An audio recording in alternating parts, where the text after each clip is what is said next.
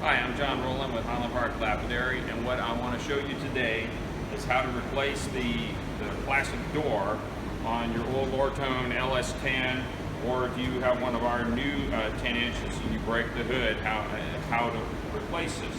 Now, if you look closely here, you'll see that the plexiglass, or in our case we use Lexan, is fastened to the hinge with these pop rivets. Now let's say, for instance, if this door was broken, the first step we would do is to drill these rivets out. Now we'd use about an 1/8 inch drill bit because we don't want to make the hole in the hinge bigger, just enough to drill the head of that pop rivet off, and then we can take the old plastic off, and then our hinge is ready to go. So if you look here on the unit that we're getting ready to do, this one, the hinge is, because it's a new unit, the hinge is free and clear, and we're ready. Our hood pieces fit right in here. Now the important thing here is when we do this, we want this pressed back all the way when we drill our first two holes. Now I'm going to hold it back. I'm going to use the hinge as a guide, and I'm going to drill the first hole here, and I'm going to drill the second hole here. Now I've got my location holes. I clean the debris off of it, and I make sure it's off the hinge size too. And now I'm going to put my pop rivets in. So I've got my 2 rivets in my holes. Now what I'm going to do is, it's a lot easier if you have somebody help you. I got somebody that's going to hold the washer on the bottom side. So now we put the washer on, and I crank down on my rivet gun until I get it to pull up.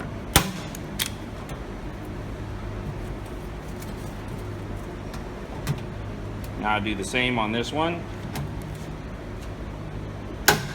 Now I got it secured. So now it's not going to walk anywhere on me. I make sure it's set down all the way. I don't like that fit. I always sit flat. No, it's not bad. It was just sitting on crooked. It's good to check that right off the bat, because if you don't have the first 2 in place the right way, from there on out it's going to get increasingly worse. Where you can drill a couple rivets out and do that later. Now what I'm going to do is I'm going to come back, and I'm going to hold my fingers where I don't drill through my fingers. That's common sense, but it'd be surprising how many people hurt themselves doing things like this. Now you don't force that drill bit through too fast, because sometimes you can crack the plastic if you force it.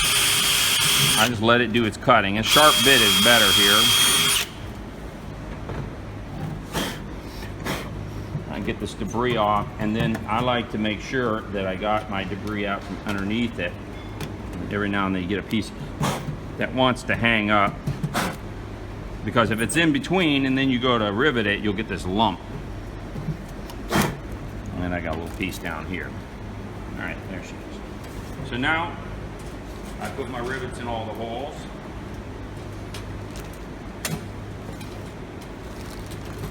After we set those first 2, everything's pretty much aligned where we want it. Now we come in, and I do the center one first because it just gets things to stop flopping around. I go every other one, just getting it pulled up good.